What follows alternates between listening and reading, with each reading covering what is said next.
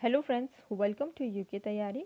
Discuss करेंगे आज Uttarakhand LT के शिक्षण अभिरुचि का पहला टॉपिक, जो है शिक्षकों में छात्रों के प्रति अभिवृत्ति। तो पहले जान लेते हैं अभिवृत्ति किसे कहते हैं।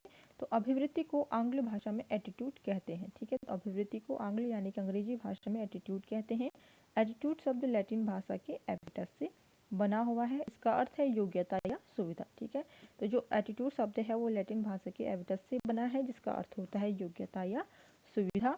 फिर है अभिवृत्ति का संबंध अनुकूल या प्रतिकूल प्रभाव से है। ठीक है, कहीं पर हम किसी चीज़ के प्रति, किसी जगह के प्रति अच्छा अपने जो रिएक्शन देते हैं, कहीं पर अच्छा देते हैं तो कहीं पर बुरा देते हैं। तो इसी बात को कह रहे हैं कि अभिवृत्ति का संबंध अनुकूल या प्रतिकूल प्रभाव से है। यह एक मानसिक दशा है जो सामाजिक व्यवहार की अभिव्यक्ति करने में विशेष भूमिका प्रस्तुत करती है। ठीक है, तो जो अभिवृत्ति है वो एक मानसिक दशा है जो हमें समाज के अंदर जो हमारा व्यवहार है उसको एक्सप्रेस करने में एक विशेष भूमिका देती है। यह अगर हम किसी अगर कोई ओकेजन है वहाँ पर हमने उसे बहुत अच्छा बताया, कहीं पर उसे बुरा बताया, किसी व्यक्ति के प्रति हमारी क्या धारणा है, इन चीज़ों को लेकर के क्या है एक भूमिका को प्रदान करती है जो अभिवृत्ति है। ठीक है, फिर है अभिवृत्ति को मनोवृत्ति भी कहा जाता है। यह दोनों ही शब्द एक ही भावनात्मक गुणों को प्रदर्शित करते हैं। ठीक है, तो ये बात देखिए कि अभिवृत्ति जो है वो मनोवृत्ति भी उसे कहा जाता है। यानी कि अभिवृत्ति यानी कि हम अपने अंदर जो अपनी भावनाएं हैं उसे एक्सप्रेस कर रहे हैं, यानी कि मन के अंदर की बातों को एक्सप्रेस कर रहे हैं, तो उसे मनोवृत्ति भी कहेंगे और अभिवृत्ति भी उसे ही कहेंगे। तो दोनों ही चीज़ सेम है, वो एक ही जो भावनात्मक गुण है उसको प्रदर्शित करता है। ठीक हो गई बात। आगे है इसमें अभिवृत्ति व्यक्ति के मनोभावों यानी कि फीलिंग्स अथवा विश्वासों बिलीफ को इंगित करती है। ठीक है, तो जो अभिवृत्ति है वो किसी भी व्यक्ति के मनोभाव यानी कि उसकी फीलिंग्स को, और वह किन चीज़ों पर विश्वास करता है, किस तरह से विश्वास करता है, किस तरह से किसी चीज़ को देखता है, तो वह उस चीज़ को दर्शाती है। ठीक है, किसी व्यक्ति के अंदर उन भावों को दर्शाती है।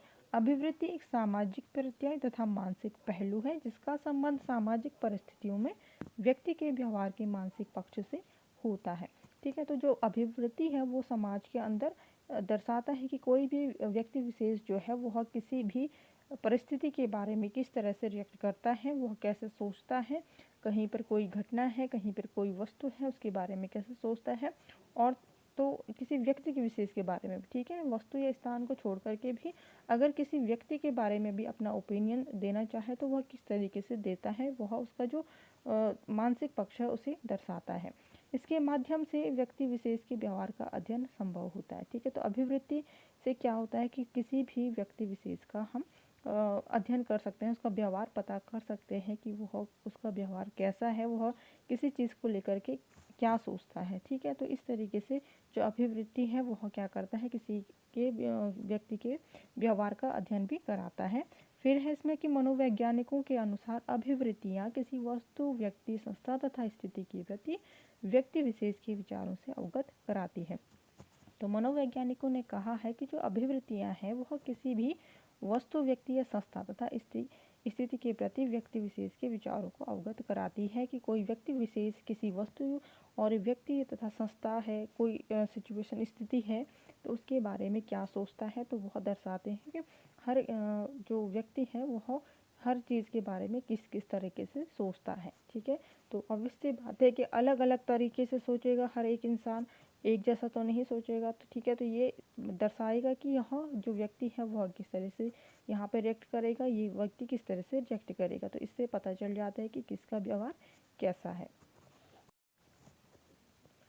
फिर है इसमें अभिवृत्ति के प्रकार। ठीक है, तो अभिवृत्ति के अलग अलग प्रकार होते हैं। पहला है इसमें विशिष्ट अभिवृत्ति।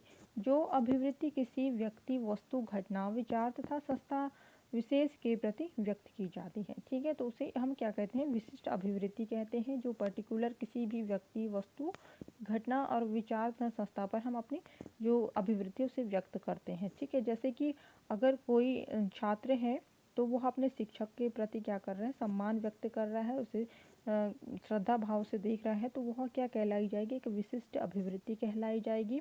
वहीं पर अगर देखें, अगर कोई छोटा बच्चा है वह अपने माँ के प्रति प्रेम दर्शा रहा है या माँ अपने बच्चे के प्रति प्रेम दर्शा रही है, तो वह एक विशिष्ट अभिवृत्ति में आता है। ठीक है, फिर है सामान्य अभिवृत्ति, नेक्स्ट वाला। जो अभिवृत्ति व्यक्ति, वस्तु, घटना, विचार आदि के बारे में सामान्य सामूहिक रूप से व्यक्त की जाती है। ठीक है, अगर हम किसी कार के बारे में डिस्कस कर रहे हैं तो वो एक सामान्य अभिवृत्ति में आएगा। ठीक है, हम किसी राजनीतिक पार्टी के बारे में बात कर रहे हैं तो वह भी एक सामान्य अभिवृत्ति में आएगा। ठीक है, तो ये बात हो गई विशिष्ट और सामान्य अभिवृत्ति की। नेक्स्ट आता है इसमें सकारात्मक अभिवृत्ति। अभी सकारात्मक अभिवृत्ति क्या है? जब किसी व्यक्ति, विचार, घटना या संस्था आदि की उपस्थिति हमें सुखद लगती है, जब उसके प्रति हमारे अनुकूल प्रतिक्रिया होती है तथा जब हम उसके पक्ष में बोलते हैं। ठीक है, तो ये हो गई सकारात्मक अभिवृत्ति का। अगर कोई व्यक्ति हमें अच्छा लग रहा है, उसकी बातें हमें अच्छी लग रही है, ठीक है, कोई विचार हमें पसंद आ रहे हैं, वैसे ही कोई संस्था या कोई घटना हमें पसंद आ गई, तो इस तरीके से जो अभिवृत्ति होती है वो क्या होते हैं, वो सकारात्मक अभिवृत्ति होती है। ठीक है, जो हमें अंदर से अच्छा फील कराए, सुखद फील कराए। ठीक है, तो ये सकारात्मक अभिवृत्ति में आता है। फिर आता है नेक्स्ट नकारात्मक अभिवृत्ति। जब हमारा दृष्टिकोण किसी वस्तु, घटना या विचार के प्रति सुखद नहीं होता है। ठीक है, तो हम उस पर क्या करते हैं, उस जो घटना है या व्यक्ति है या वस्तु है, कोई भी चीज़ है, तो हम उसे पसंद नहीं करते हैं, उस पर विश्वास नहीं रखते हैं, तो वहाँ पर क्या होती है, नकारात्मक अभिवृत्ति होती है। ठीक है, कोई स्थान हमें अच्छा नहीं लगा, हम कहीं किसी जगह पर घूमने गए और हमें वो जगह पसंद नहीं आई, तो वो हमारी एक तरह से नकारात्मक अभिवृत्ति हो गई। कोई किसी के विचार हमें समझ में नहीं आए, वो विचार हमें पसंद नहीं आए, कोई संस्था हमें पसंद नहीं आई, तो संस्था पसंद नहीं आई यानी कि उसके कार्य हमें पसंद नहीं आए, तो वो एक नकारात्मक अभिवृत्ति उसके प्रति बैठ जाती है। ठीक हो गई, तो ये सकारात्मक अभिवृत्ति और नकारात्मक अभिवृत्ति की बात हुई। फिर आता है इसके बाद मानसिक अभिवृत्ति।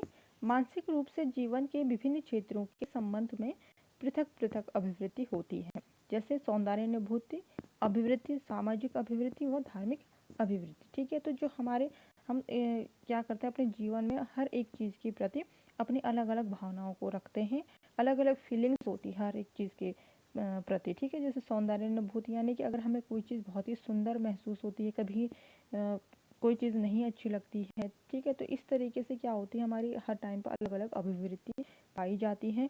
सामाजिक अभिवृत्ति यानी कि समाज के अंदर रह रहे तो समाज के अंदर कौन सी चीज़ें हमें अच्छी लग रही है, कौन सी चीज़ें बुरी लग रही हैं, तो ये सामाजिक अभिवृत्ति में आते हैं। धार्मिक अभिवृत्ति में यानी कि हम किस धर्म में आस्था रखते हैं, किस में नहीं रखते हैं, तो ये सारी चीज़ें क्या हो जाती हैं, मानसिक अभिवृत्ति में आती हैं। फिर है अभिवृत्ति की विशेषताएं। तो क्या क्या विशेषताएं हैं अभिवृत्ति की? पहला देखिए, अभिवृत्ति भावनाओं की गहराई का स्वरूप है, यानी कि अभिवृत्ति क्या दर्शाता है, हमें किसी की फीलिंग्स को दिखाता है, तो अभिवृत्ति से हम अपनी भावनाओं को व्यक्त कर सकते हैं। फिर है अभिवृत्ति का विकास सामाजिक संबंधों के कारण होता है। ठीक है, तो अभिवृत्ति का जो विकास है धीरे धीरे होता है, वो सामाजिक संबंधों के साथ ही होता है। ठीक है, यानी कि सामाजिक संबंधों के कारण होता है। कहाँ पर किस तरीके का माहौल हमें मिलता है, कहीं पर हमें पॉजिटिव रिएक्शन, कहीं पर नेगेटिव रिएक्शन, तो इस तरीके से सामाजिक संबंध जो हमारे होते हैं, तो उससे ही अभिवृत्ति का विकास होता है। फिर है अभिवृत्ति के व्यक्तिगत, सामाजिक तथा मानसिक पक्ष होते हैं। तो अभिवृत्ति के 3 तरह के पक्ष होते हैं, व्यक्तिगत भी होता है और सामाजिक और मानसिक पक्ष होते हैं। फिर है अभिवृत्ति जन्मजात नहीं होती। ठीक है, तो जो अभिवृत्ति है वो जन्म से ही नहीं होती, बल्कि धीरे धीरे डेवलप होती है किसी भी इंसान के अंदर। फिर है अभिवृत्ति व्यक्ति के व्यवहार को प्रतिबिंब होती है। ठीक है, तो जो अभिवृत्ति है वो किसी भी व्यक्ति के व्यवहार को दर्शाता है। आगे है इसमें शिक्षण अभिवृत्ति।